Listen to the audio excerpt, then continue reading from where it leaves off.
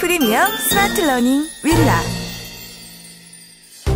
살면서 한 번은 꼭 들어야 할 명강의. 대한민국 명강을 만나다.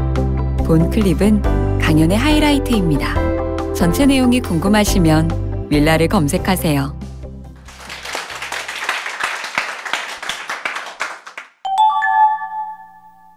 안녕하세요. 저는 음주문화공간 기획자라는 직업을 가지고 여러 가지 다양한 일들을 하고 있는 원부연이라고 합니다.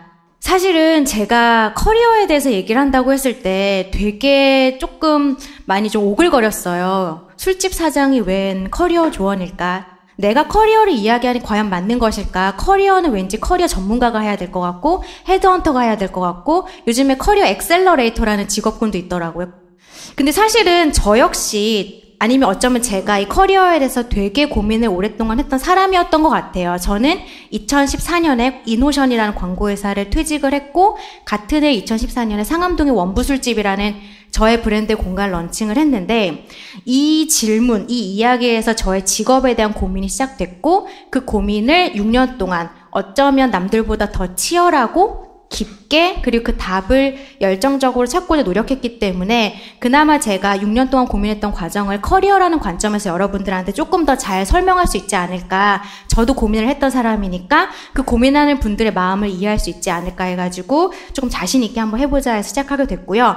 2014년 7월에 상암동에 제 이름을 딴 브랜드인 원 없이 부어라 원부술집 상암동 소셜클럽이라는 공간 런칭한 다음에 어떤 자리에 갔는데 오픈한 지 얼마 안 돼서 굉장히 저를 아끼는 대학교 선배가 자기 와이프분한테 연이는 광고회사 다니다 그만두고 상암동에서 카페해 이렇게 말씀을 하시는 거예요. 나 커피 안 파는데? 근데 약간 그 상황에서 아니에요. 저는 사실은 커피를 파는 게 아니라 구구절절 술을 팔고 이렇게 얘기하는 것도 되게 어색했고 네네네 하고 넘어가게 되더라고요. 나는 커피를 안 파는데 이런 생각이 들면서 그렇다면은 내 직업을 사람들한테 어떻게 설명을 해야 될까?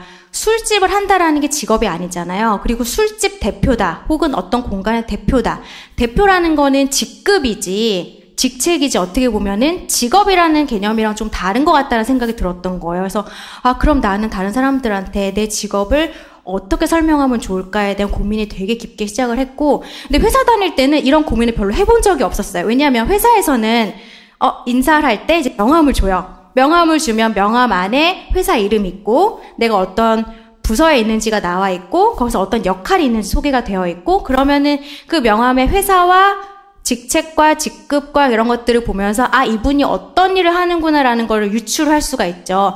영업직에 있으면 영업을 하시는 분이구나. 기획 파트에 있으면 이분이 기획자시구나라고 생각을 하지만 사실은 그 회사의 명함이라는 거는 내가 이 회사에 들어가고 싶어 혹은 이 회사에서 이 일을 하고 싶어 해서 내가 선택한 게 아니라 회사라는 어떤 조직에서 시스템에서 나의 역할을 정해준 그 정해진 역할에 따라서 나온 명함일 뿐인 거죠.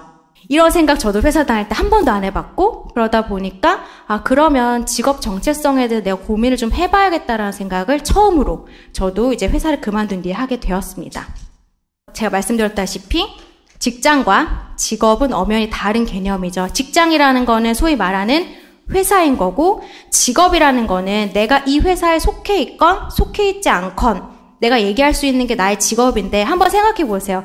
회사 내에서의 내가 아니라 내가 만약 회사를 그만둘 때 나는 내가 어떤 직업을 불려야 할까? 내가 기획자가 되고 싶어서 이렇게 기획자로 시작을 했나? 아니 내가 정한 건가? 아니면 회사에서 정해준 건가? 영업사원인데 난 영업사원 원래 하고 싶었나? 근데 아마 그럴 거예요. 어쨌든 회사라는 데는 들어가야 되니까 돈을 벌어야 되니까 일단 막 경쟁을 해서 회사를 들어가.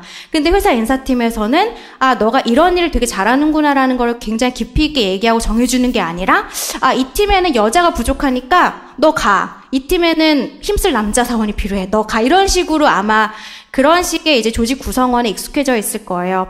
그렇기 때문에 아마 직장과 직업을 동일시하는 생각을 가지셨지만 이거를 별도로 생각해 보신 경험은 아마 별로 없으실 것 같습니다. 저 역시도 그랬기 때문에 요거 좀 분리해서 생각해야겠다는 생각을 하게 됐고요. 저 역시도 회사 다니면서는 막연하게 나도 내 브랜드를 좀 하고 싶은데 내가 이 일을 평생 할 수 있는 것도 아닌데 회사 생활 아무리 길게 해도 50살이고 광고회사 같은 경우에는 40대 초반쯤 되면은 팀장을 다내 만에 뭐 임원이 되네 만에 그런 결정이 되는 곳이에요. 그럼 40대 초반부터 나의 두 번째 밥벌이 어떻게 할 것인지 고민을 해야 되는데 사실은 바쁘고 또 출근하느라 정신없고 끝나면 회식하느라 또 정신없고 하다 보니까 느껴볼 틈도 저 역시 없었습니다. 자, 그렇다면은 직장, 직업, 일의 상관관계란 어떻게 정의를 내려야 될 것인가에 대해서 저의 경우는 어떻게 그 답을 찾았는지 좀 자세히 말씀을 드릴게요. 직장이라는 건 어떻게 보면은 회사라는 개념이겠죠. 나한테 월급을 주는 어떤 물리적인 어떤 조직 혹은 시스템. 직업이라는 거는 나를 표현할 수 있는 어떤 단어일 테고, 일이라는 건 굉장히 단순하게 뭐 지금 화폐가 있지만 화폐가 없던 시절에는 내가 몸을 쓰든 머리를 쓰든 그 쓴 만큼의 뭐 곡식을 받든 식량을 받든 아니면 화폐가 있을 때는 화폐로 받든 그걸 등가 교환할 수 있는 게 일이라는 개념인 거예요. 자, 근데 우리가 회사를 다니면은 이렇게 돼요.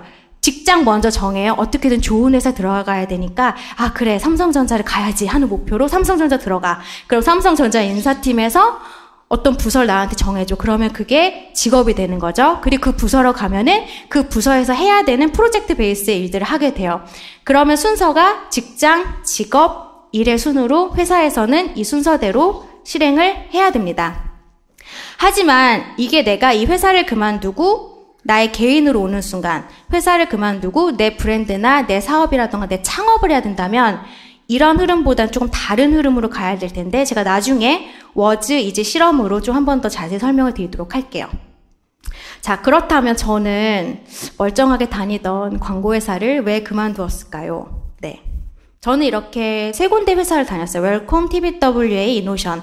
광고 쪽을 좀 아시는 분이라면은 웰컴부터 쭉 아실 거고 광고회사를 잘 모르시는 분이라면 이노션이라는 회사도 잘 모르실 거예요. 그래서 만 8년, 횟수로 9년 정도 이렇게 세 군데 광고회사를 저는 다녔고요. 이게 고민이었어요. 저희는 광고라는 건 어쨌든 클라이언트, 광고주가 주는 돈으로 광고주가 하고 싶은 얘기, 제품이면은 제품을 잘 설명해야 되고 기업의 철학이라고 하면은 그 철학을 잘 포장해가지고 소비자들한테 전달해야 되는 기업의 어떤 사물이라던가 철학을 브랜딩하는 역할을 커뮤니케이션이라는 수단으로 하는 게 저희 역할이었죠. 광고라는 매체를 통해서. 근데 이게 가장 문제였던 것 같아요. 광고라는 것들을 어떻게 보면 짧게는 하나의 캠페인을 준비하기까지 3개월, 길게는 1년 정도 되게 오래 걸려요. 자동차라던가 고가의 제품일수록 굉장히 캠페인 준비 기간이 오래 걸리고 뭐 이제 과자라던가 좀 저가의 제품, 저렴한 제품일수록 좀 빨리빨리 걸리는 부분이 있는데 근데 문제는 이 광고를 보고 소비자들이 그 광고를 인지하지 않고 있다라는 것. 저희는 커뮤니케이션을 소비자한테 하고 있는데 그 광고 봤어 하면은 그 광고가 무슨 광고인지조차 모르는 그게 가장 큰 문제였던 것 같아요. 근데 다들 우리 TV 보면은 프로그램 딱 끝나고 광고가 나오면은 리모컨으로 돌려버리죠. 저희는 그걸 재핑이라고 얘기하는데 우리가 이제 열심히 심혈을 기울여서 캠페인 준비해서 딱 나왔는데 소비자들은 재핑을 하는 거예요. 아, 왜 그럴까? 왜 광고를 아무도 보지 않을까 했는데 이 이유였던 것 같아요. 메이커가 자기가 하고 싶은 말만 하니까. 어찌 보면 당연한 거죠. 클라이언트가 내 제품을 더 좋다고 알려주기 위해서 우리 기업 철학이 위대하고 대단하다는 그 가치를 전달하기 위해서 내 돈을 써서 내가 광고를 하면 자기 하고 싶은 말만 할 수밖에 없어요. 예를 들면은 뭐 자동차 같은 경우에는 저는 국산 브랜드 자동차를 광고를 했는데 아무리 좋다 얘기하더라도 여러분 인식 속에 국산차가 수입차보다 더 좋다라는 인식을 가지긴 어렵죠. 근데 우리는 국산차가 수입차보다 더 좋습니다. 이것도 충분히 당시에 성공을 말해줍니다. 럭셔리합니다. 공감하지 않는 거예요. 하지만 기업의 입장에서는 그렇게 얘기할 수밖에 없는 거죠. 소비자들은 공감할 수 없는 부분인 거고. 자연스럽게 메이커가 하고 싶은 얘기만 일방적으로 떠들 수밖에 없기 때문에 이런 문제가 생기는 것 같아요. 그래서 이렇게 열심히 내가 커뮤니케이션 하고 있지만 소비자들은 전혀 모르는 게 과연 브랜딩일까? 커뮤니케이션일까라는 의문이 들기 시작했고 광고회사에서 할 수 없었던 부분을 제가 그만두고 제가 퇴사를 한 다음에 내가 한번 스스로 나의 브랜드를 만들어 보자. 진짜 소비자들은 뭘 원하고 어떤 이야기를 듣고 싶으며 내 브랜드에 대해서 어떤 피드백을 줄지 현장으로 가서 직접 부딪히고 깨달으면서 이 과정을 내가 한번 겪어봐야겠다라는 생각이 들어서 퇴사 후 진짜 소비자의 인사이트 찾기 여정을 시작하게 되었습니다.